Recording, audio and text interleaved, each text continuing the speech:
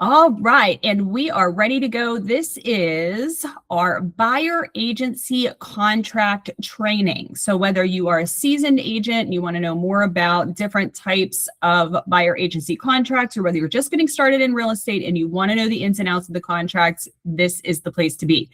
So this training, we're just going to review the 3 most commonly used buyer agency agreements and ways that you should or should not be implementing those into your business here in the Pennsylvania market. So we're going to go through it live. I'm going to show you how they're filled out, how I fill them out at least, but I do have to give everybody a disclaimer that this is not legal advice. And any information that I'm putting in here could be negotiated between the parties. So I'm not telling you what commission rates to set. I'm not telling you that this, when it comes to commission, these are the only percentages or the only dollar amounts that can be used. This is just an example. And what you negotiate between your client should be that negotiation, a conversation to where both people feel comfortable. Okay. So we're going to go over what the contract says, but again, I'm not giving you legal advice, nor should you be giving that to your clients as well. Okay, so first off is we're going to look at the standard buyer agency agreement. So this is a PAR document. It's available in your PAR library as long as you are a NAR member. And this is specifically used for Pennsylvania. Okay.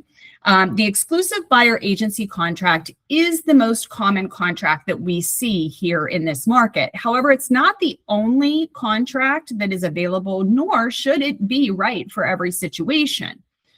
So we want to go over the very first section of the the exclusive buyer agency contract, and that is here. So if it is in bold, you should definitely take notice of that and know what it says, and prompt your clients or future clients to read what is in bold specifically. Now, obviously, they should be reading the entire contract, and you as a real estate professional should know the contract. You should be able to give the cliff notes of the contract, whether you're looking at it or whether it is turned upside down on a desk. If any of you have worked in the restaurant field, then you know as a server or as a bartender or anything else, then you know one of the very first things they tell you is, here's a menu, memorize it. You need to know what the signature dishes are, how they are prepared, and what ingredients goes into them so that you can make recommendations for your client. You should be doing the same thing with your real estate forms. Okay, so these are forms that you do need to memorize.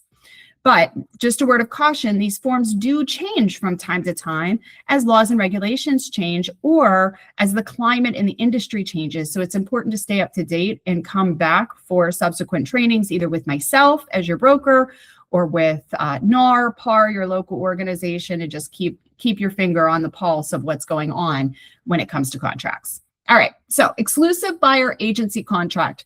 A buyer owes duties of loyalty and confidentiality to a buyer. A buyer agent owes duties of loyalty and confidentiality to a buyer and must act in the buyer's best interests. If a consumer chooses to purchase a property without hiring a buyer agent, that consumer will not have a real estate license looking over their interests in the transaction. Next line. In an exclusive buyer agency contract, you agree that you will work with only one buyer agent for a certain period of time and that you owe a buyer's fee to this broker if you purchase a property during the contract time period. Contacting another buyer agent and using their services during the term of this contract could mean that you might owe fees to more than one broker. All right, any questions on that? This exclusive means that they are working with only one, and that if they work with more than one, they could owe more than one broker. Okay, this is going to be important when we get to the end, and we're going to circle back around to that paragraph. Do not sign this contract until you have read the entire document and discussed any questions with the agent. If you have further questions about this contract, you can also discuss them with the agent's broker or manager. And if you have legal questions, you are advised to consult a Pennsylvania real estate attorney. Okay, so that is always in our documents, allowing them to take this to their attorney. If a client asks you if they can have an attorney review the contract, your answer should never be no. It should always be yes. Always, always. Okay, so we have here at the top, who are the parties? This here at the top, just who are the parties? So how do we fill this out? You can see that my information is already plugged in here, just because this is my SkySlope and I have it designed to do that. I have my name here, my state license, my direct telephone number, my email. You must always list the brokerage in which you work for. So that is Realty One Group Ultimate. Here is your broker number. If you do not know that already, that is RB069741. The address should be your office address. So this can be 315 7th Street, Elwood City, which is where I'm sitting now. It might be our New Brighton location. It might be our Grove City location. It might be our Hermitage location. It might be in Newcastle. Wherever you are, wherever you call home for the brokerage, you put that here. And then the company's telephone number must appear. And down here where it says buyer, this is where we click. You see what I did there? We click, and it opens up the name field. So this is a test. So this is not a real person. So we're going to go ahead and we're going to put in the client's name of John Test. His email is johntest@email.com. His telephone number. All right. And his street address is 123 Main Street. We're going to put any city, PA, 55555. All right. Once you click save, that's going to plug the information that you just provided right into the buyer agency contract. One thing, it is important for you to ensure that you have proper information in your buyer's agency contract. So ensure that you have things like phone number, email in there. I know that you probably have this saved in your in the contacts in your forms, but I can't tell you how many times as a broker manager that I have gotten a call from an agent that says, I'm having an emergency, I'm in the hospital, can you call my client? Or I hear from a spouse or next of kin that, the person is not able to go to an appointment. Can you call them? And the very first place I go is to SkySlope to see if in their transactions, their information is in there. If it's not, I go to the buyer agency contract to see what their contact information is. And if it's not in there, then I cannot assist you on your file. So it's very important that you put that information in their place. Okay, because you never know what could happen. Line 14, buyer understands that the exclusive buyer agency contract is between the broker and buyer. The broker and buyer. Again, we're going to circle back around to that. I've highlighted number 15 because this is important, and it is a skip that is off. It is a step that is often skipped, and that is, does buyer have a written agreement such as a buyer agency contract with another broker? You should ask them this question. Do you currently have a buyer agency contract with another broker? If the answer is yes, you need to stop. If the answer is yes, you need to stop, and you need them to explain, because you cannot enter into an agreement with somebody who is already into an agreement with somebody else. So you need to ask them, do you have an exclusive agreement with somebody else? Do you have a non-exclusive agreement with somebody else?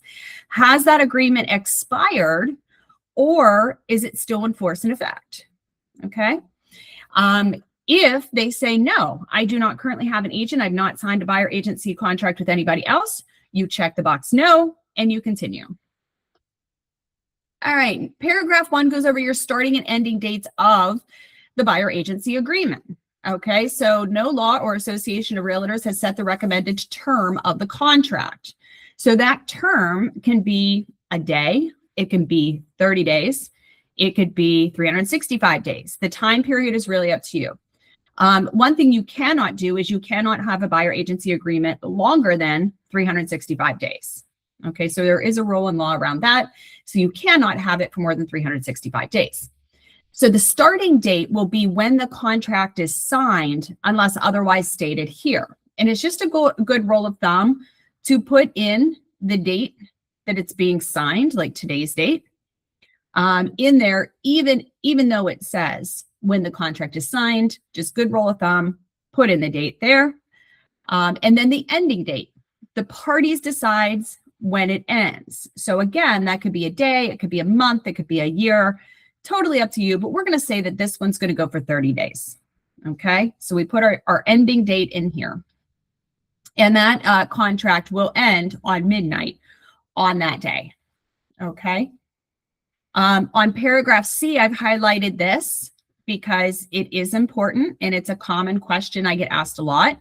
If the buyer is negotiating or has entered into an agreement of sale, this contract ends upon settlement. Okay, so I do have a lot of agents that will say, well, they bought this house off of me, especially investors. You know, I have a buyer agency agreement that lasts for a year with a client, and they bought a house with somebody else. And my question is always, well, did they buy a house with you? And they say yes, but I have a buyer agency agreement. The buyer agency agreement, regardless of the date that is in paragraph B, ends at settlement. Okay, so what else could happen? So if a buyer goes into an agreement of sale and that sale terminates, do you still have a buyer agency agreement? Does anybody want to holler out and dare to answer? So if you have a buyer agency contract, they write an offer, the offer's accepted, they do their inspections and it falls out at inspections, do you still have a buyer agency contract? Does it survive that agreement of sale? Any guesses? Yes. It does not. Okay. It does not survive the agreement of sale. If the buyer is negotiating or has entered into an agreement of sale, the contract ends at the settlement of that offer or acceptance, that agreement. So it is necessary to re-sign your buyer agency agreement. Super common question. It has been challenged before, which is probably the only reason why I know it. So definitely make sure that you get that re-signed. All right, broker's fee. This is where the dollars and the cents come in. So no law or association of realtors has set the recommended broker's fee. Broker and buyer have negotiated the fee broker will receive for exercising professional knowledge and skill and locating and assisting the buyer in the acquisition of real property. Okay. There's a couple different ways that this fee can be broken down. And this is where a lot of new agents will stumble because they're not really sure what to put in there. Okay. So item number one, in a purchase transaction with a seller represented by a broker. Okay. So when the seller is represented by the broker, keep in mind you are representing the buyer. When a seller is represented by a broker, meaning the home is likely on the MLS, right? And we're showing it to a buyer. The broker fee is blank percent. Okay, so we're going to add in, and like I said, what happens between you and your client when negotiating rates is completely up to you. This is just for training purposes. So we're going to put in 3% of the purchase price.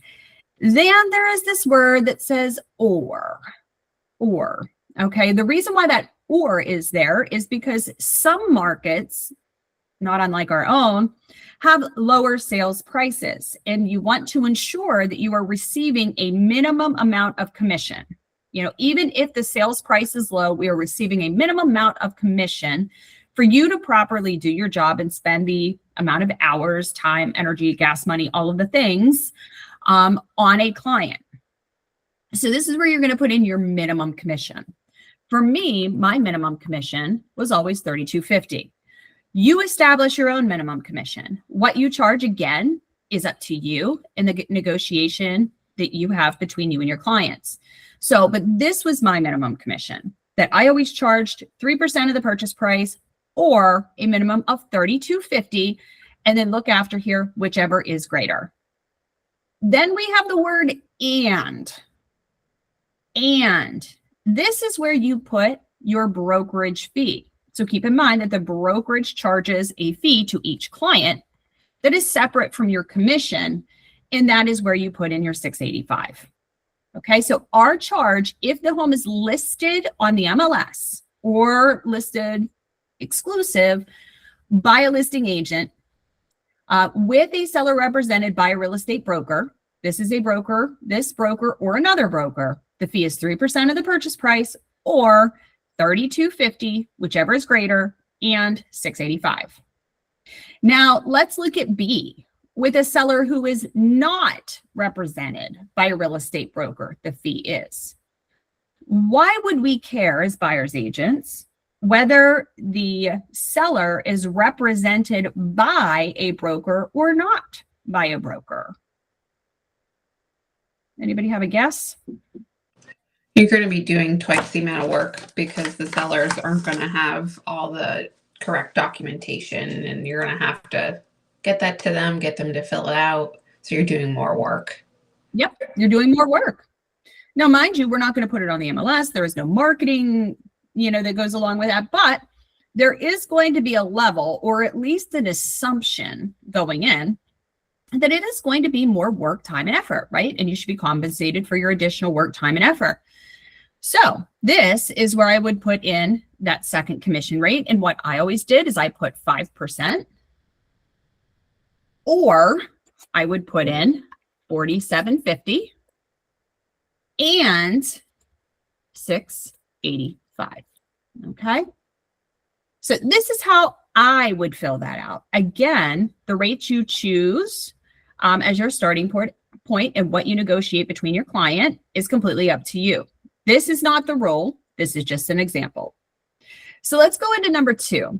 Advanced fee or retainer dollar amount of buyer's fee is earned and due, non-refundable at signing of this contract. This advance fee will be credited towards other fees stated in the paragraph unless otherwise stated here.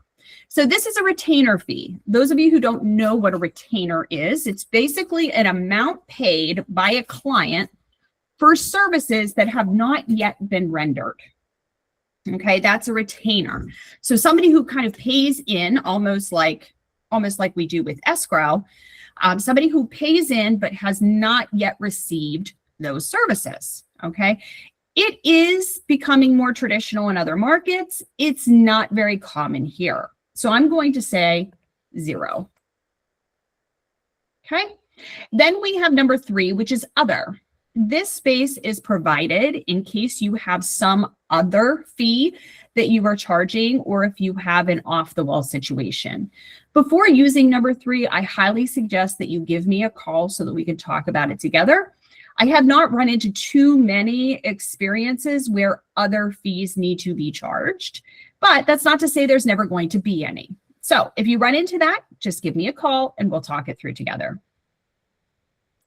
Number 4, this is important, which is why I have it highlighted. Broker will not retain any amount greater than the broker's fee agreed to in paragraph 2B, regardless of the source.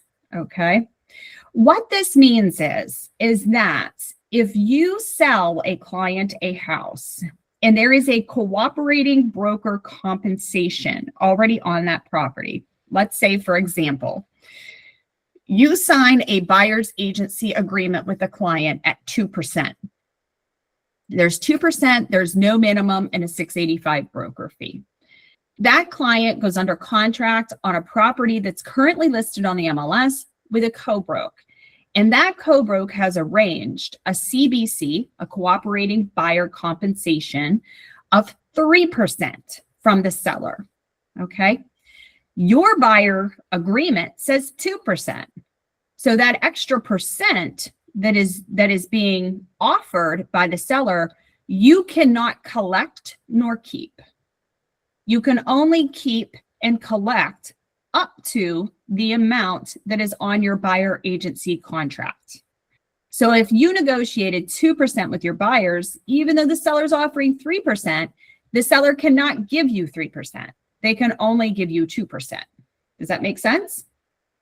So it's important not to cut yourself short when it comes to your buyer agency contracts. And you want to do your best to negotiate your value proposition with your buyers and let them know why you deserve to get paid what you do.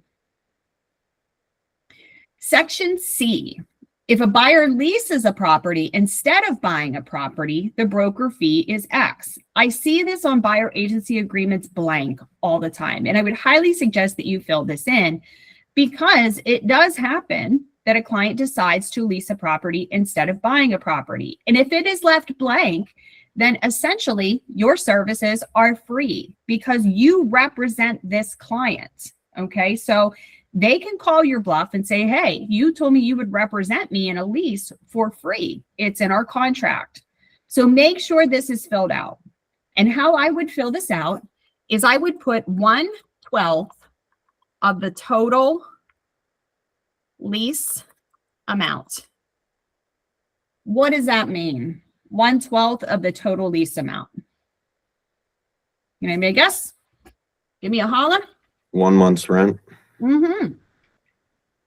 Usually on a 12-month lease, it's the first month's rent. If somebody does a 2-year lease, then it's 2 months rent. 3, same, so on and so forth. 1/12 of the total month's lease. Section D I have highlighted, even though broker's fee or any portion of it may be paid by the seller or listing broker, broker will continue to represent interest of buyer. So this is important to point out to your clients that even though we're going over fees, it does not necessarily mean that they are going to have to pay all of the fees.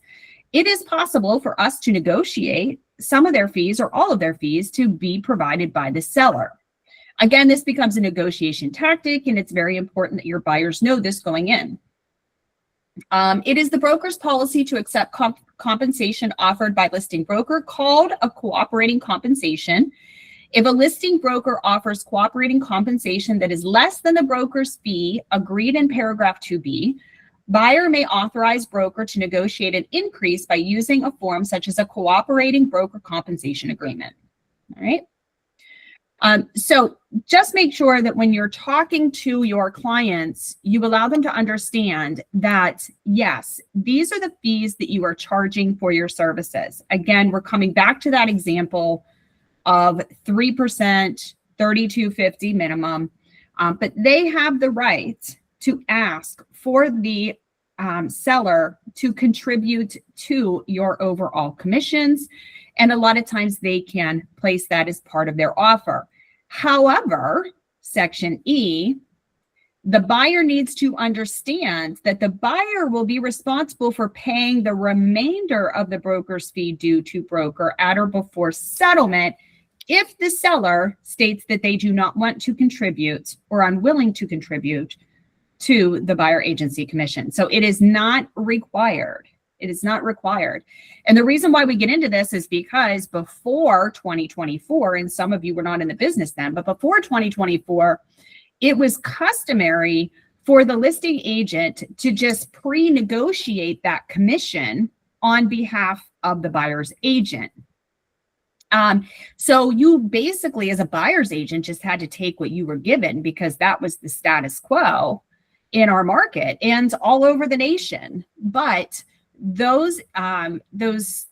that line of doing things has changed when the antitrust laws for our entire industry were challenged.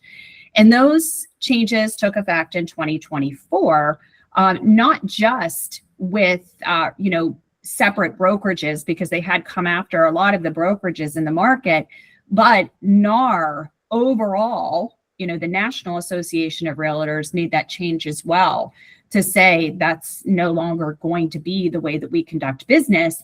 And now buyers agents are going to negotiate their own commissions between them and the buyers, and then again between the buyers and the sellers. All right. Section F, the balance of buyer's fee is earned if the buyer enters into an agreement of sale during the term of the contract, whether brought about by the broker, broker's licensee, or any other person, including the buyer. If buyer defaults on the terms of an agreement of sale, broker fee will be paid by buyer to broker at that time. Buyer is advised that contacting a listing broker or seller directly may compromise the broker's ability to earn cooperating compensation from the listing broker and could result in buyer's obligation to pay a fee to the broker. So understand that even if your buyer, and they need to know this, even if your buyer goes out directly to the seller or directly to the listing agent and puts in an offer without you, the fees are still due. If the buyer enters into an agreement of sale for the property after the ending date of the contract, buyer will pay a broker fee if and there are 3 ifs here. So you've written this agreement between you and the buyer.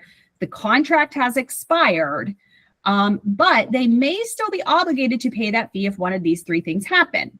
The agreement of sale was the result of the broker's actions during the term of the contract, or the property was seen during the term of the contract, and the buyer is not under an exclusive buyer agency contract with another broker at the time buyer enters into the agreement of sale. So when your contract ends with a buyer, that buyer, if they want to get into, say, write an offer on a house on the MLS, they must get into another buyer agency contract with somebody else.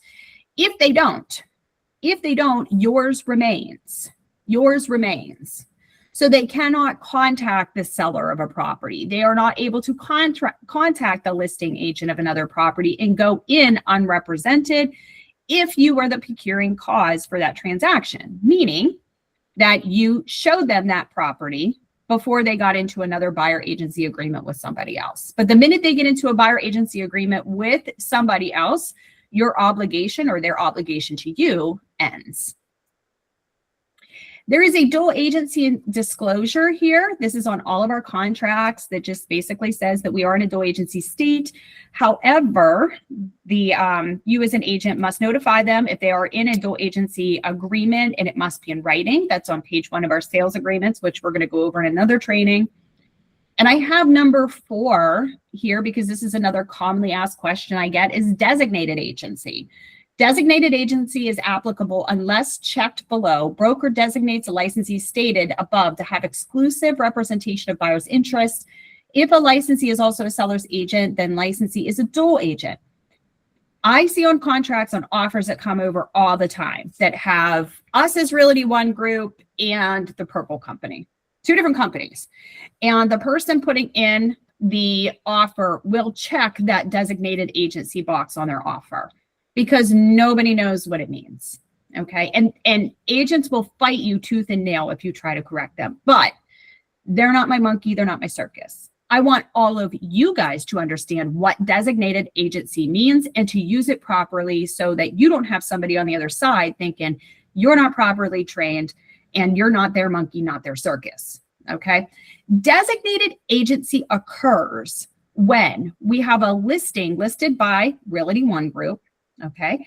And let's say it's Chase's listing. Chase represents the seller for that transaction, okay? But then Rebecca comes in with an offer and she represents the buyer for that transaction. Designation occurs when me as the broker says, Chase, you only represent the seller. Rebecca, you only represent the buyer. And during this time, you guys cannot be team members together.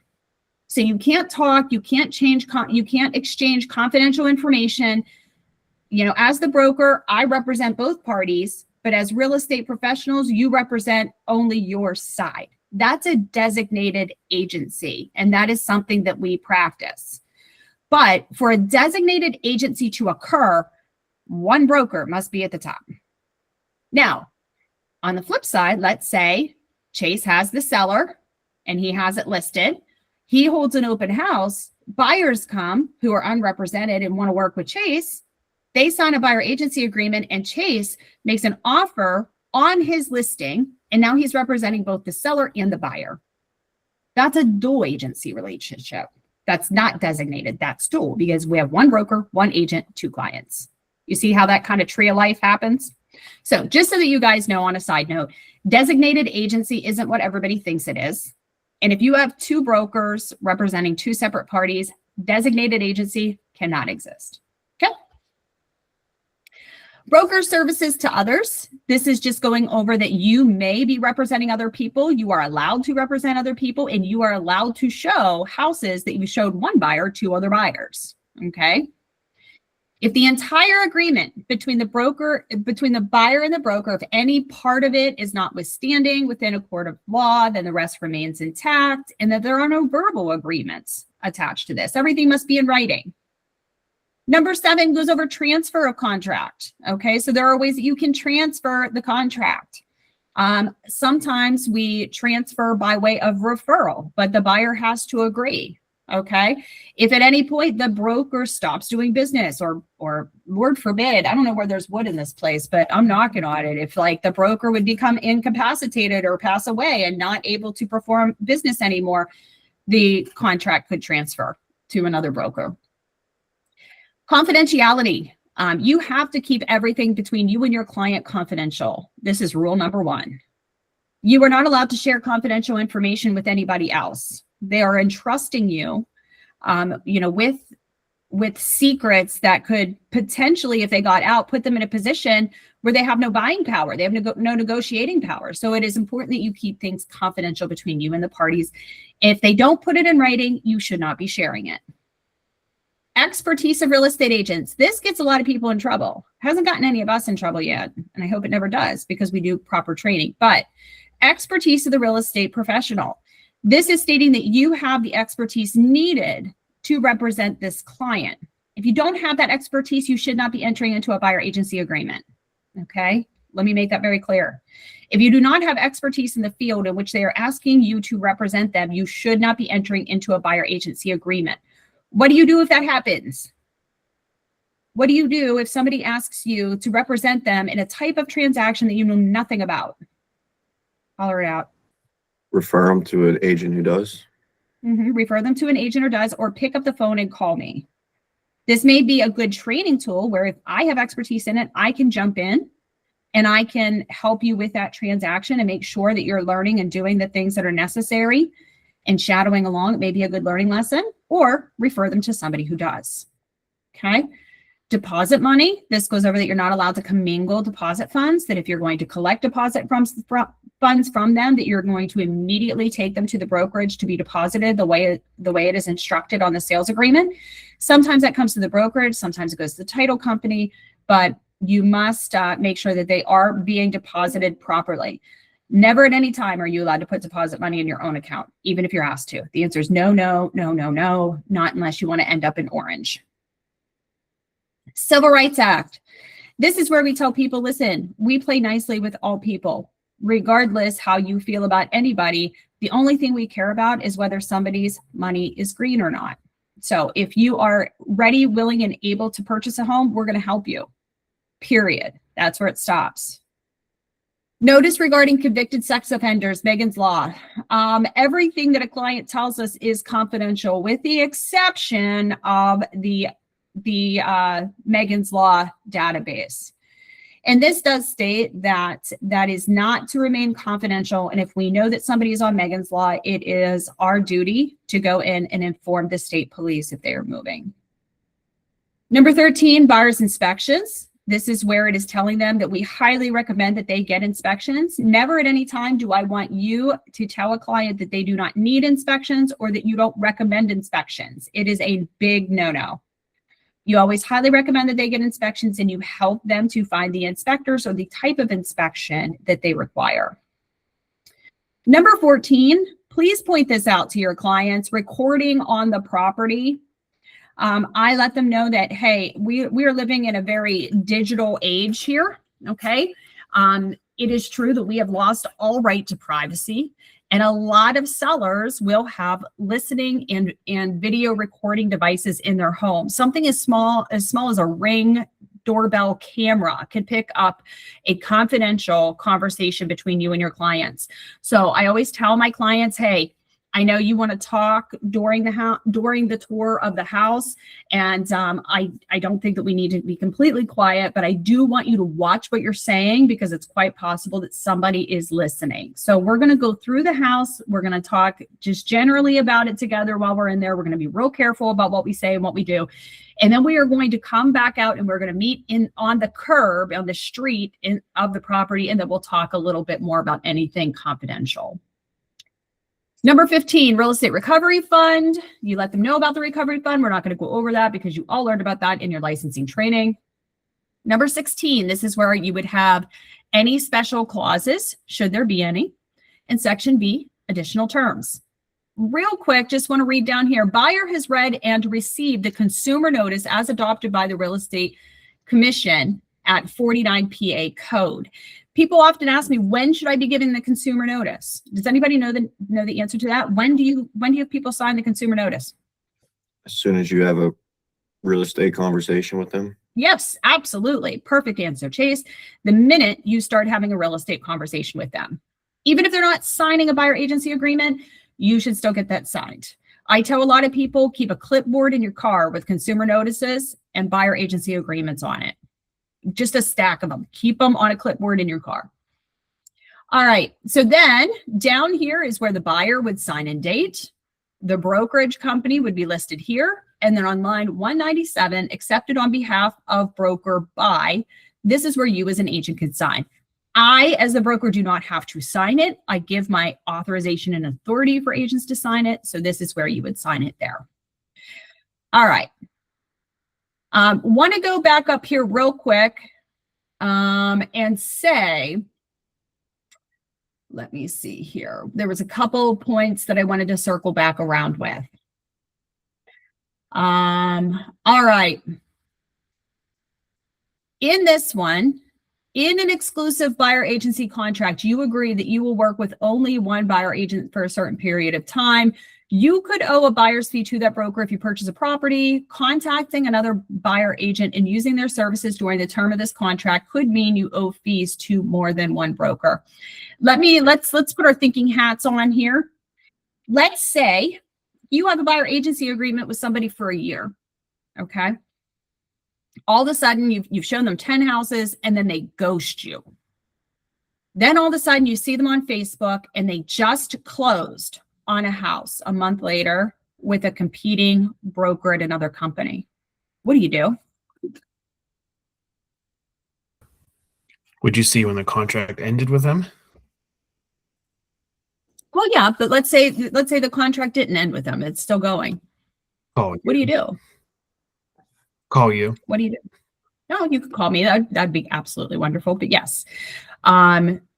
Would you call the listing agent or the co-broke and demand money from them?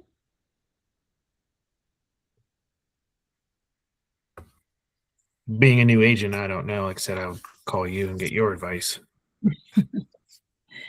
So the most common answer I get for this, or agents that come in, is they'll say, I had a buyer agency agreement with these people and now they're working with XYZ brokerage.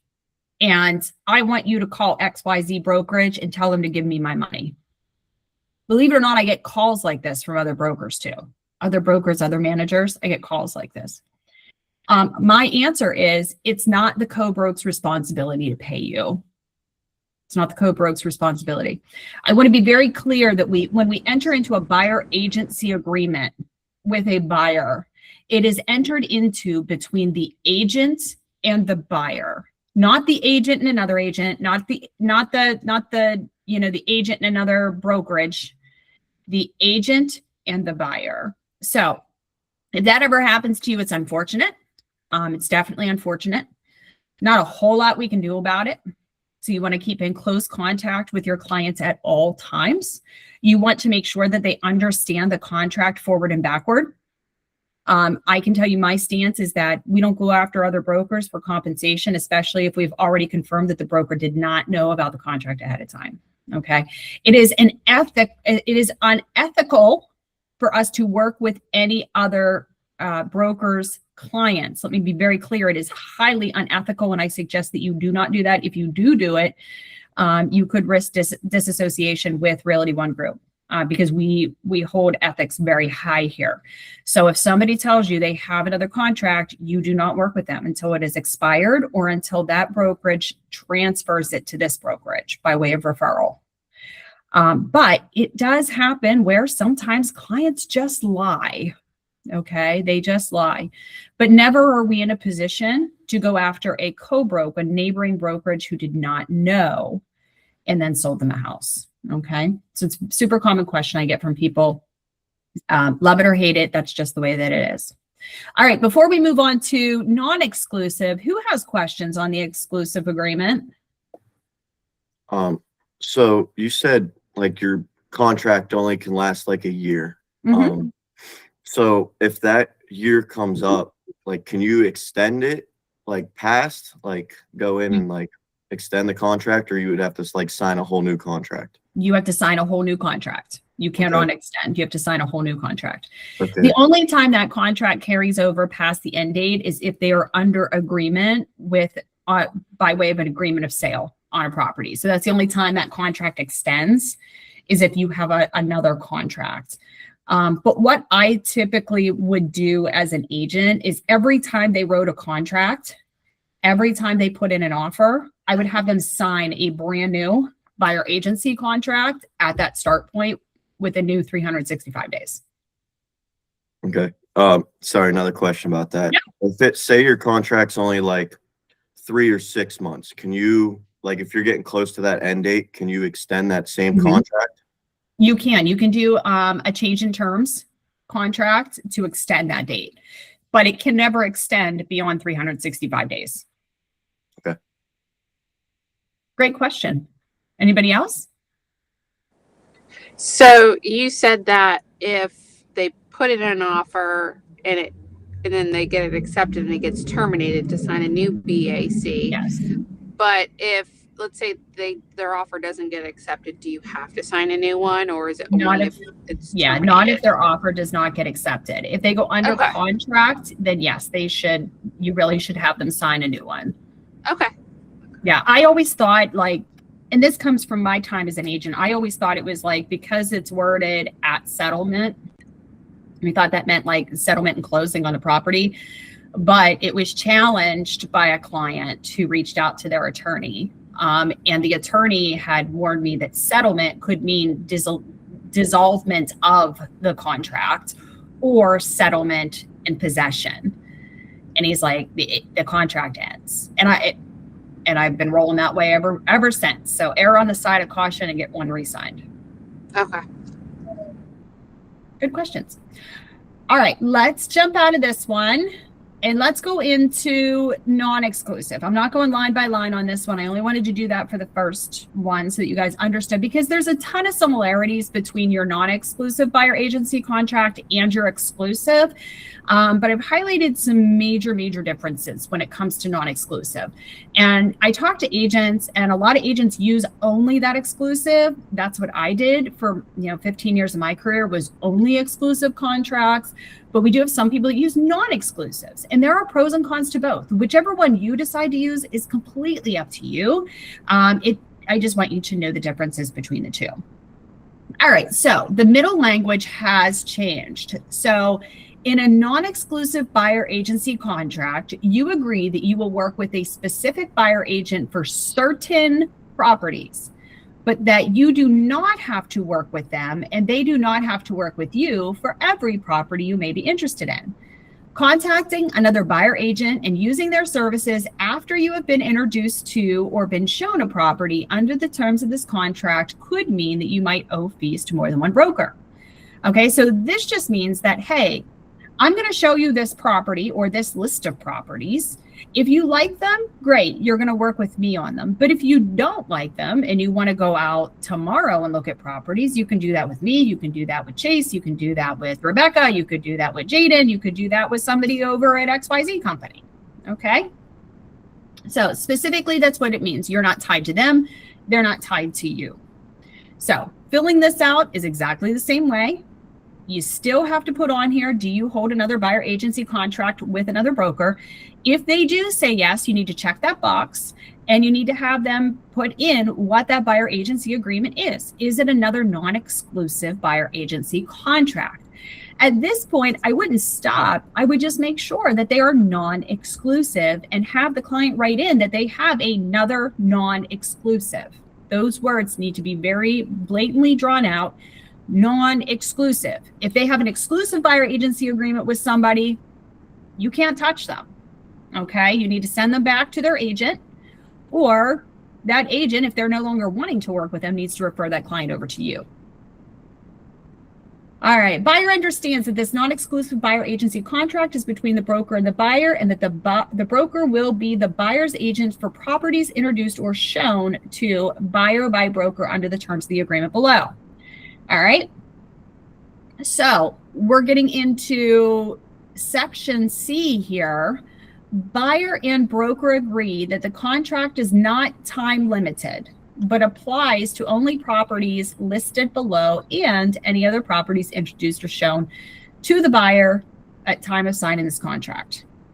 You need to specifically list, very specifically list every property you are showing them on that tour. Okay, every property that you are showing them on that tour. Now, you see this and I've had this challenge more than once. Well, and any other properties that I introduced them to. Prove it. Prove it. I talked to an agent the other day, and I'm not picking on her, but this is just good practice. Says, well, we can prove it by the Supra. Well, you can prove that you were there. Can you prove you were there with the client? Or the Supra box is owned by the listing agent. So if you showed that house to a buyer under a non-exclusive, and then they go back to the listing agent and the listing agent shows it to them again and writes the offer, how many listing agents, when challenged over their commission by a buyer agent, and they say, well, give me your Supra list. Me as a listing agent, I'm like, get lost. I ain't giving you my internal data. I'm not doing that. Yeah, so be very careful on this and. Be very careful on this and. You know, a lot of agents will assume, well, I put them on an MLS drip and I sent them the link. Well, guess what? I can tell you because I can see all the MLS drips from the brokerage and what everybody's sending. Just in our office of 70 agents, and that's 70. That's not thousands of agents that are currently in the market on MLS, just 70. We have multiple agents sending drip campaigns to the same client. So that doesn't work. That's not an induction of a property. So these need to be listed out specifically. Okay, you see that there are 5 lines here. So what happens when we get to the bottom? You got to do another non-exclusive, or you have to have an addendum signed by the client. They have to specifically list the properties. If not, you have not a leg to stand on. So be very, very cautious of that. If buyer is negotiating or has entered into an agreement of sale, this contract ends upon settlement. So same thing. Number 2 here, broker's fees. We just went over that. There's really no difference between the exclusive and non-exclusive, but you do want to make sure that those are all filled in. Dual agency, same thing. Designated agency, same exact terms. Broker services to others, same exact terms. Entire agreement, transfer of agreement, confidentiality, all the same the whole way down. In these additional terms, you can list additional properties. So let's say you're taking somebody out who's relocating and you've got 8 properties to look at. There's only 5 on page 1. You can list additional properties right here. So don't feel woozy about doing that. List them out. I would rather on a non-exclusive that you are writing out every single possibility of a property you could be touring that day. Okay, every single, I don't care if it takes you another sheet of paper. Please protect yourself and make sure that you're doing that. All right, so I told you that we talk about pros and cons. Okay, so these are the 2 primary agency agreements that you will run into, and there's pros and cons for both. The pro for the exclusive buyer agency, the first one that we went over, the pro for that is that it does tie that buyer to you for a period of time. Okay. I hear a lot that like I went out and I showed these people 10 properties and then they went out and bought with somebody else. Okay. It's probably because it was a non-exclusive buyer agency agreement. All right. The exclusive agency agreement ties them to you for a certain period of time, and you need to advise them that they cannot work with another agent during that time unless the both of you decide to dissolve the agreement. That brings me to a pro for non-exclusive. Okay. The pro with non-exclusive is that they have the right to fire you, but you have the right to fire them. So how many here have ever worked with a client that we just didn't get along with? I'm putting my hand up. You can determine that you no longer want to work with them. So they are at will, you are at will. It means, listen, as long as you want to work with me and as long as I want to work with you, we'll do this thing. But if not, then we're both free to go anywhere. Okay. So understand that there are pros and cons of both. A con with the exclusive is if you just met this person, sometimes it's tricky to get them to sign it. and to commit with you. Sometimes you have to, you have to date them a little bit more. You have to, you have to prove your value proposition because they're going to get stuck in a contract with you. The non-exclusive is a little less abrasive, and you can say, hey, you can try it before you buy it. I always go on the air of, why don't you use both? All right. If you have somebody that you just met, you're just starting to work with, you're going out on maybe your first or second tour, and they're not really ready to sign a buyer agency agreement, why not have them do a short non-exclusive for the first trip? Let them know this is your try it before you buy it type of thing. We're going to go out, we're going to see these houses. If you love these houses and if you're going to buy today, great, I'm your girl. But if you're not, if you want to make another appointment, if you think I'm awesome and I think you're awesome, then we're going to sign an exclusive buyer agency agreement after this one. Okay, so that's how you can kind of utilize them both. Questions on non-exclusive buyer agency contracts?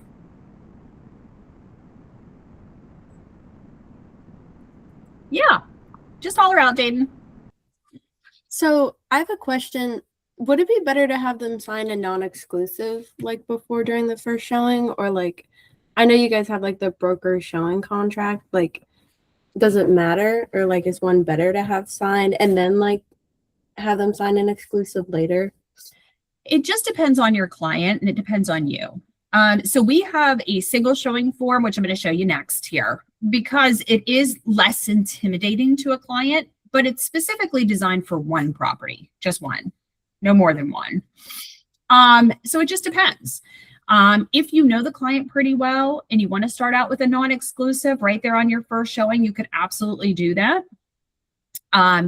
But for people that you don't know, especially kind of like internet leads and things like that, they tend to get a little like, especially first-time home buyers, they get a little, so the non-exclusive can be a little overwhelming just because the amount of information that's on there.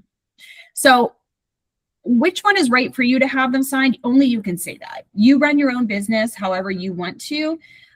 Me personally, I would start out with the single showing form if you don't already have that established relationship with them. And then after that, negotiate whether it's going to be non-exclusive or exclusive after that.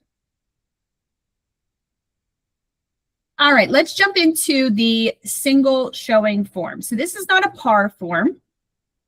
This is a Realty One Group form, and it's available on your documents and resources under ROGU agent. This form was put together just because when everything happened in 2024, it kind of sent everybody for a loop. And then this is where we started having this, well, I'm not signing this, I'm not signing that type of thing. And we still have a little bit of that because, buyers entering the market that haven't, bought or sold a house since 2024 are still kind of, getting up to date on this stuff. And what we found pretty quickly is that now, since we weren't allowed to let them in that first house and build a rapport, they had to start signing commitment to us, is that some clients were getting really leery of that, wanting to know what their rights are, not wanting to get stuck into paying all these fees. And all of those forms were just really overwhelming for them. So our Mid-Atlantic support team came out with this broker showing contract, which we use here at Realty One Group as well. So what I suggest doing is what I do. And again, you're all free to run your business the way that you want, as long as you're running it legally, ethically, and safe. But what I started doing is, again, I have that clipboard with my consumer notices in it. I put my buyer showing contract on here. It's a one-pager, so it's not overwhelming. It's not it doesn't look like a, over daunting legal form. This is more disclosure. And I would keep that on my clipboard. And when I would meet the people at the property before we open the door, I would let them know, hey, I'm not sure if you looked at a house since 2024, but I do have to let you know that some of the laws and regulations have changed. In addition to the consumer notice, which you've already signed, we do have to do a broker showing contract before I'm allowed to open the door. This does not make me your real estate professional in any way, shape, or fashion. This just states that if you're going to put in an offer on the property today, these are my fees. We can negotiate those with the seller if needed. But this contract ends at the end of the appointment. Before we leave today, I'll let you know on how you can hire me as your real estate professional if you decide to do so. If I like you and you like me, you think I'm awesome, I think you're awesome, maybe that's what we'll want to do. But to get into the home, we do have to have something signed. And then you have them sign that. So you can see right here in bold, and it should be printed in color. This agreement is only for a one-time showing of the subject property. This makes it so that it's not daunting. They're not signing their life away. This is only for this property. And then I have this highlighted here. Buyer requests a showing for the purpose of inspection and potential purchase of the subject property. Showing service will be provided to buyer without representation as permitted by Pennsylvania law. You are not entering into a representation agreement with them at this time. Okay, this is a consultation. This is not representation. Okay, so this is your buyer's consultation. And if you've ever heard me talk about buyer's consultations back in the past, and I'm talking 20 years ago, we used to meet at an office before you were allowed to see a property. You met in the office, you had a cup of coffee, you talked, you did the thing. We pulled out the MLS book because we didn't have, this wonderful thing that we call the internet. And we started going through houses. That was our buyer consultation. But now everything's available at a click of a button. So you meet them at the property. Okay. You put the subject property in here. That would be the address. The broker's fee for showing of the subject property is blank. That would be a showing fee. We charge nothing. So you want to put 0 in here. Broker fee is payable to Realty One Group Ultimate prior to time of showings. I can tell you that some other brokerages do. We do not. Please put 0 in there. No law or association of realtors has a recommended broker's fee. This is on all of our contracts. It's important to point out to them this contract ends at the completion of the showing. I love this part. This contract ends at the end of the completion of the showing. I teach you all to make sure that you are building rapport and then ending your tour in the kitchen.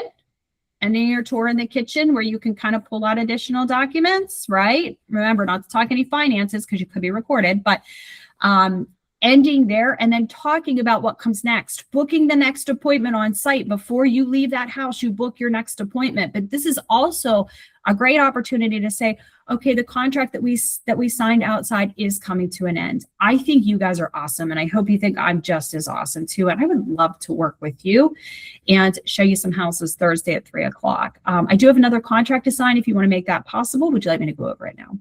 Okay, and that's where you bring in that exclusive buyer agency contract. In the event the buyer wishes to make an offer on the subject property after the end of the contract, buyer will need to establish an agency relationship. Okay, so, and then it goes over the type of relationships, and then you're going to put in your commission again.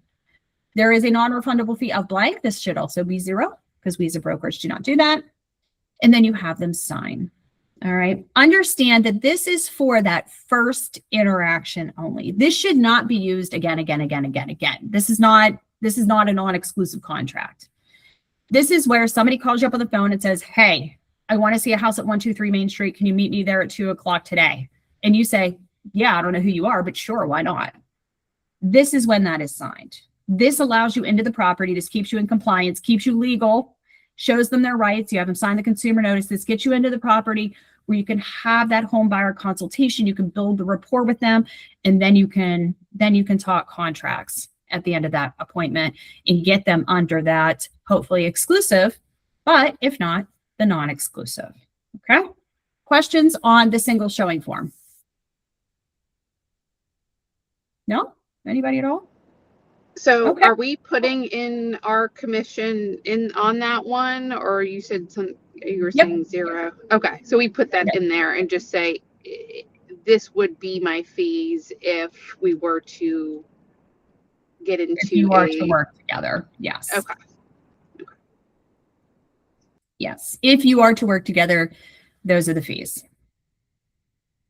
I mean, really, if you pull it off at the appointment, if you're asking open-ended questions, if you feel like you care, if you're guiding them and trying to direct them on how to purchase a home without being pushy or salesy, they're going to want to work with you. But this gets you in the door. Like I said, this has been a fail-safe of mine. I was never pushy. I always said, I don't even care if I don't know you. Your first appointment is a freebie. Your first appointment is your chance to interview me and me to interview you. We make no expectations on the first appointment, but you don't get into more than one house without hiring me as your agent, but you can have the first for free. Okay. All right, I don't want to keep you any more than that, but if you have any additional questions on any of the buyer agency agreements that we went over today, please feel free to reach out to me at any time. Hopefully I've given you some clarity on the different types of forms, what they say, how to fill them out. And we will get back here. I believe it's next week. We're getting back together for another contract training. So I will stay on the line after the meeting, just like I always do, to answer any questions privately. But